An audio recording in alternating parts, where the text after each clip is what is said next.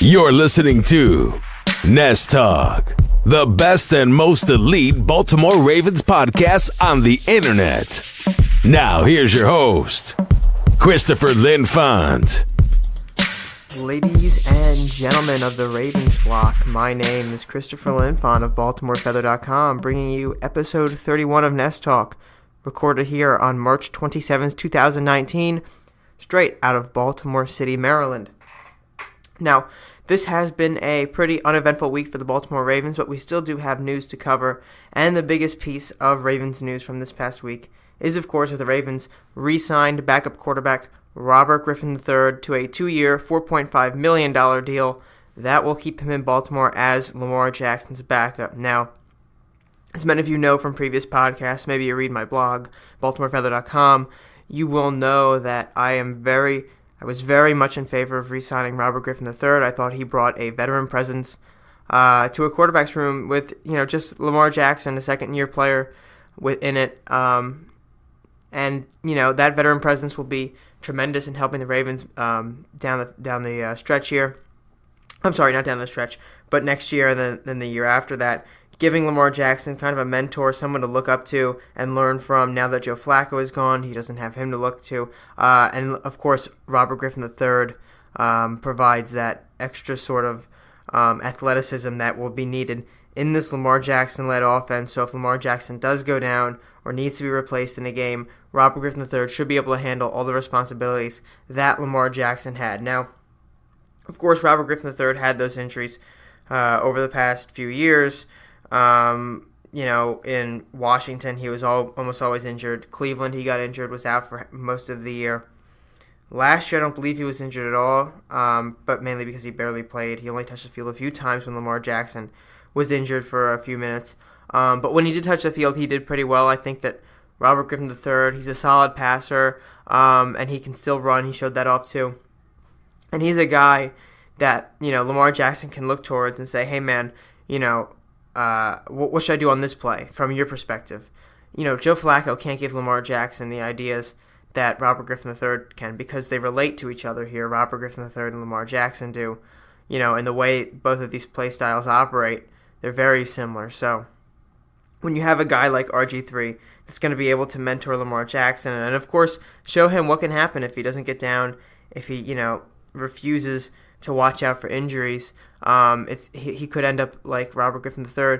Robert Griffin III will be there, to calm him down, to kind of get him to go through the motion of getting out of bounds, of getting down, of avoid the big hits. Especially at Lamar Jackson's size, he's not the biggest guy ever. I mean, he's tall, but he's lean, so he doesn't have a huge amount of muscle on him, he could definitely get hurt with being a running quarterback, much more than a pocket passer could be. And with his build, I think it's probably more of an issue than some other quarterbacks. But Robert Griffin III can kind of walk him through it and teach him to be more like Russell Wilson, in the future than what RG3 was in the past. And that's a great asset for the Ravens again. I think this is a pretty good deal. $4.5 million over 2 years. $2.25 million average per year. That's very, very cheap for a very solid quarterback as your backup. Now, and it's not every day you can find one that fits a scheme perfectly, especially a scheme like this where it's going to be a running offense with passing and read options and everything else. This is all what RG3 can do. There's not a whole lot of quarterbacks out there that are, that have the quality that RG3 does as a quarterback with the ability he has to work in this offense. So it would have been difficult for the Ravens to find a guy out there, I think at least, who would have been able to do fill that role that RG3 could. Again, not only as a schematic, from a schematic standpoint, but from a mentor standpoint to Lamar Jackson. But overall, this is a great signing. And of course, we have the Heisman brothers as the quarterbacks here. Both RG3 and Lamar Jackson, Heisman winners. I believe they were 5 or 6 years apart. Not exactly sure on that. But moving on to our next piece of Ravens news, we're going to head up north a little bit, just to Philadelphia here, to give you our next piece of news. The Ravens confirmed that they will be at least put in for a joint practice with the Eagles before the start of Week 3 of the preseason, and they hope to have a joint practice session with the Jacksonville Jaguars, I believe in Jacksonville. I don't know for sure, actually, on this. I think the Eagles plan to have it in Philadelphia. That's what I read. I'm not exactly sure on the specifics yet because the teams haven't really given us a whole lot of information here. But the Eagles will be hosting, or the Ravens, whoever's, it's irrelevant now. The Ravens will be having a joint practice with the Philadelphia Eagles before the week 3 of the preseason, and the Jacksonville Jaguars hopefully before the preseason opener. Of course, there's the preseason schedule I don't believe is out yet, and the NFL has to, I think, approve this, but I should go through. And you can see obviously some of the easiness with the Eagles. It's just up I-95 from Baltimore. This is not a hard place to get to. You've got the connection from, I think, Doug Peterson and John Harbaugh. Someone should correct me if I'm wrong, but we're on the same staff with Andy Reid in Philadelphia a long time ago, or at least have that Andy Reid connection. And of course, Harbaugh being a former Eagles coach, assistant coach, special teams coach, defensive backs coach. He knows that area well, and he knows that Doug Peterson puts a very good football team out there, and it would be very beneficial for the Ravens to go up there against an NFC opponent, somewhere they're not going to see this upcoming year, and duke it out with them in the preseason and try to get better. I think it's a good move to have these joint practices. We had one with the Rams last year, and that worked out, I think, well for both parties involved. Made both teams stronger. Both made the playoffs. A team you can always look to see, making the playoffs. The New England Patriots are always having joint practices, so there's obviously some sort of strategy here, just to build your team up. And of course, the Jacksonville Jaguars. I don't think there's much of a connection there with the Ravens at all, but I think it would be a good team to face in the preseason. Obviously, you're going to have Nick Foles, brand new offense down there, someone who could be a threat in the playoffs if they make the playoffs. I don't know specifically if we play them next year. I don't believe we do, but the Jacksonville Jaguars, I think would be just a good team to match up in the beginning of the preseason, with most of your backups in. I think Doug Marrone down there is doing a nice job. Obviously, this year wasn't exactly great, but last year he did very well. I think he's a good coach. So I'm excited to see what the Ravens can do in the practices against both these teams this preseason. I think it's going to be beneficial again for both parties involved here. Next up, we're going to move up to some non-Ravens news technically here, and that's Justin Houston, the outside linebacker, edge rusher that was rumored to be heading to Baltimore, or at least, potentially be heading to Baltimore. He's not going to come to the Ravens at all. He signed a 2-year, $24 million deal with the Indianapolis Colts, so he will be spending the next 2 years in Indianapolis. And the $24 million mark was way more than the Ravens could afford, with that $12 million average and $18.5 million guaranteed for an above 30-year-old pass rusher. I believe he's 30.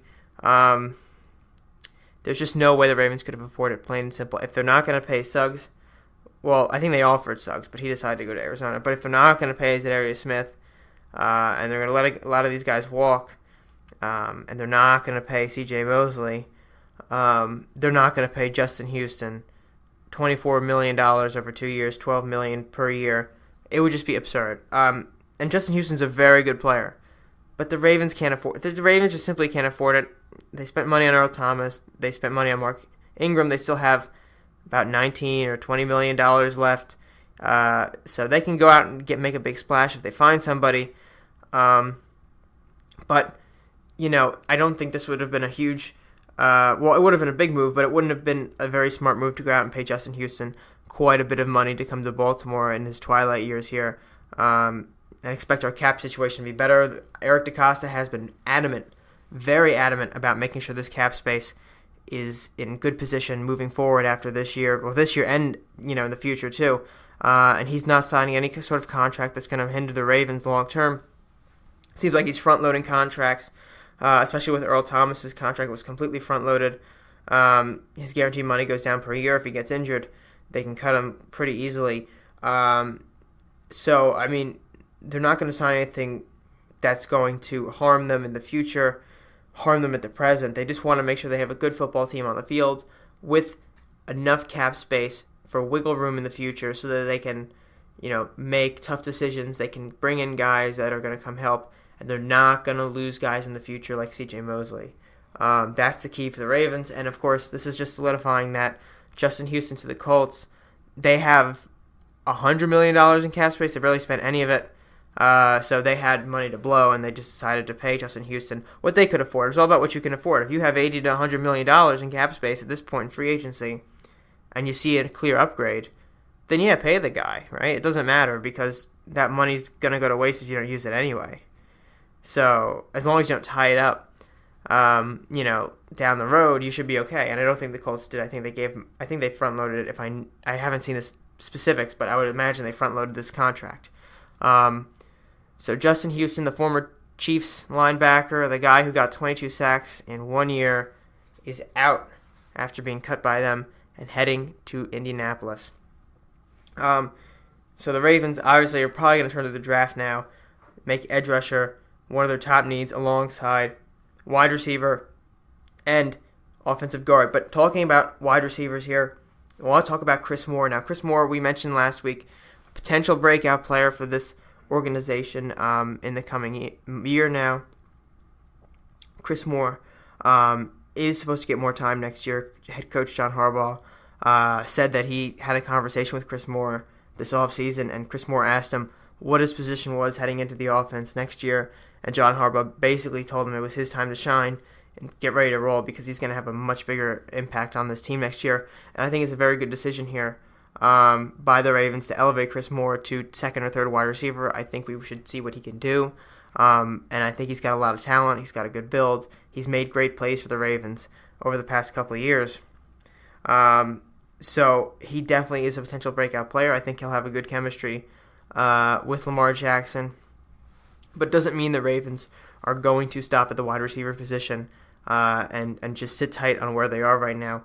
General Manager Eric DeCosta said the Ravens will look to the draft to address the wide receiver position as free agency wasn't really their objective this year. And I think that's a smart move. Honestly, if you can get a guy who can come in here and be like a N'Keal Harry, who we're actually going to talk about in a few minutes here, and be a number one receiver, a big-time target for Lamar Jackson, can go up and get every pass, basically, that's thrown to him.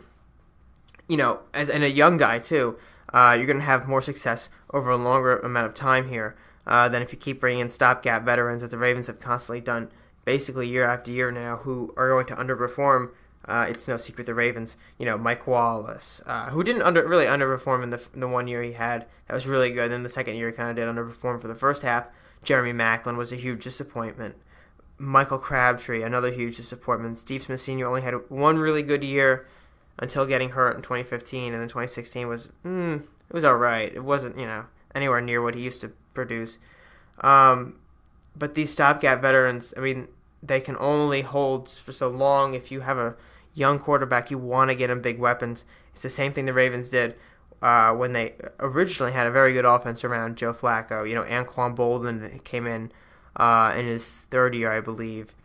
They got Torrey Smith 1 year. They kind of loaded him up between 2010 and 2012 with some weapons that he could use, and it worked out and got him a Super Bowl. So if they do the same thing with Lamar Jackson, I think it would be a smart move for the future, and it should produce results pretty quickly. As long as they draft the right guy, we can't have another Brashad Perryman situation where we draft a guy with catching problems and hope he could just remedy it in the NFL, because it doesn't seem to ever happen that way with guys who constantly drop the ball in college. But just because the Ravens now seem more focused on the draft doesn't mean they're going to stay out of free agency here. They have a few free agents on the market who I think they could come back and target here. 5 to be specific, and I want to go through them all right here. And the first I'm going to talk about is Brent Urban, the defensive end. He's been with the Ravens for at least the past 4 years. I think they signed him to a 1-year deal last year. Urban, born in 1991, May 5th, 1991, so he'll be 28 at the start of next year. And he was drafted by the Ravens in 2014 in the 4th round. He's had a lot of injury problems, but last year he was, I believe, pretty healthy. I think he was in all 16 games, recorded 27 combined tackles, half a sack, 2 pass defenses. On the inside of that line, he's a pretty good player.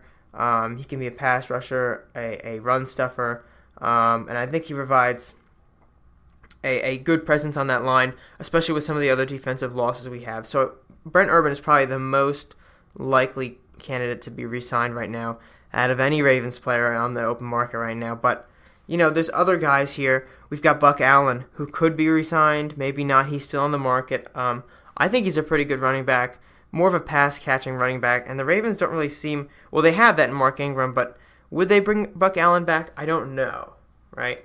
Again, they bring in Mark Ingram. They've got Gus Edwards and Kenneth Dixon. Kenneth Dixon and Gus Edwards did pretty well at the end of the year last year. You bring in Mark Ingram. You've got a good trio there.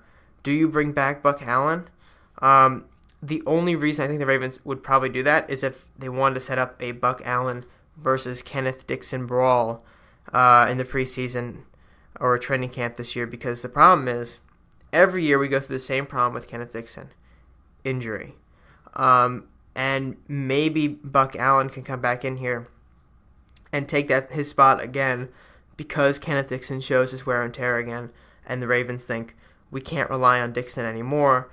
Of course he had that suspension too, but he keeps getting injured over and over again.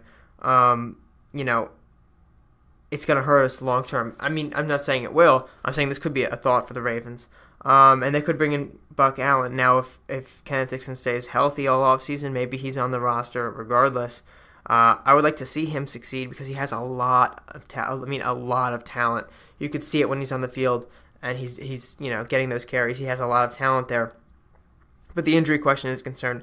Now, another running back the Ravens could bring back in, Ty Montgomery, definitely a possibility for the Ravens, to return next year. But I really don't know at this point whether the Ravens would bring him. I mean, if they want to bring in another running back, it's going to be one of either Buck Allen or Ty Montgomery. And, of course, it will all be contingent on what happens with Kenneth Dixon. But there are other teams out there, I think, that could target these running backs, so they should get on the move quickly if they want to re-sign either. I don't know if they would, though, at this point in free agency when they have Mark Ingram on that 3-year, $15 million deal. Moving on, we can talk about a guy who I think they're probably just not going to re-sign at this point, and that's Max Williams. Williams played fullback / tight end. He was a bit of everything for the Ravens last year and the year before. But he, as a former second-round pick, never really panned out in the way the Ravens thought he would. A lot of people thought he was going to be a very big pass-catching tight end for the Ravens. And 2015, it just wasn't there for him. 2016, it wasn't there for him. 2017, it just wasn't. It never really came to fruition that Max Williams, would become the big pass-catching tight end, the guy to replace Dennis Pitta. It just never happened. What the Ravens will probably do with him is just let him walk at this point. They re-signed Nick Boyle to a very good deal. They've got Hayden Hurst and that first-round pick, who hopefully will become a very good pass-catching tight end. And if that doesn't happen, you've got Mark Andrews, who probably is the best pass-catching tight end on this roster right now, and could supplant Hayden Hurst as the future of the tight end position, even though he was a third-round pick. So the Ravens have three very different tight ends, too. Hayden Hurst is a guy who's going to be able to do basically everything for you. His size should allow him to block efficiently. He should be able to be a big catcher. Mark Andrews is a guy who's going to go vertical and just hit you deep, or hit you anywhere, really. I mean, he's a fantastic pass catcher. And Nick Boyle is the league's best blocking tight end, without a question. So, you have tight ends who do all these separate things here. So the Ravens are really catered for the future here. Max Williams, he would just be a lower caliber Mark Andrews. I don't know how he would fit into this offense. I really just don't know how he would fit. It wouldn't make a lot of sense to me. The Ravens could bring him back for training camp if no one else does, but it would take a wonder turnaround for Max Williams to make this roster in 2019. The final free agent I want to talk about that the Ravens could re-sign here is Quincy Adeboyejo. You'll probably be familiar with Quincy Adeboyejo. I believe he played, did he start playing in 2017? I don't remember. It was either 2017 or 2016. I believe it was 2017 he started playing for the Ravens in that preseason. And then got hurt, and I think played in one game for the Ravens at the end of the year. Something like that. And he had some very, very impressive plays in the preseason and training camp of 2017. But those injuries got to him, and the Ravens had to, stash him on IR or wherever they put him. But I think the Ravens, like what they see in Quincy Adebayo, even though I believe he was injured for most of this year too. He definitely has a lot of potential, and if he's healthy for 2019, I think he could be a developmental wide receiver. Right now, you only have Jordan Lasley, Jaleel Scott, Willie Snead, Chris Moore at the wide receiver position. So you need to add at least 2 wide receivers between now and the end of the NFL draft. Maybe you fill it out with a wide receiver in the first or second round of the NFL draft, assuming the Ravens, of course, would go back into the second round even because they don't have a second round pick right now. Maybe you find a free agent cap casualty that the Ravens want to sign, but maybe they fill it out. Maybe they do a draft pick, a wide receiver, and they bring back Quincy Adebayo to round out this receiving core. I don't really know so far. But the Ravens do need to add some wide receivers. It's very possible that they bring back Quincy Adebayo at least for training camp and see what he can do. All right, so we're nearing the end of the episode today, episode 31 of Nest Talk, and of course we will talk about our draft prospect of the week. And now this week we'll be focusing in on N'Keal Harry. We do have a prospect review of N'Keal Harry coming out, but and Greedy Williams actually is scheduled to come out today, but due to technical difficulties with uploading the video format, and it's just not cooperating at all. It wouldn't cooperate yesterday either. I have no idea when it's going to come out. I would hope it would come out today, this Wednesday here, March 27th. Maybe it comes out the 28th or 29th. For either of these, I want to get Greedy Williams out first. I want to do that one first, and then N'Keal Harry. So soon we'll see both of those players, but we're going to talk about N'Keal Harry today on the podcast. N'Keal Harry, 6'2", 228 pounds, 33-inch arm length, 9.5-inch hands, 27 bench press reps at the combine. That's pretty darn good. 4.53 40-yard dash, not the fastest guy in the world, but he's a very good pass catcher. He can go up vertical too. 38.5-inch vertical jump and a 122.0-inch broad jump. N'Keal Harry is the type of player that reminds me of Anquan Bolden a little bit. He basically can just catch anything. He's got, big size at 6'2", 228. When you watch the tape, when you see what I talk about on that tape, you're going to be amazed with what I see in N'Keal Harry. He's a very good player. I won't spoil too much for the prospect review, but keep a lookout. The Ravens very possibly could draft him at number 22. It would make a lot of sense for the future and a lot of sense for the present as well. Well, that will wrap up today's episode of Nest Talk. I hope you enjoyed Nest Talk episode 31, recorded again on March 27th, 2019. I hope you all have a fantastic day, and we'll see you next week when we return and keep getting closer to the NFL draft. My name is Christopher Linfont, signing out for Nest Talk and BaltimoreFeather.com.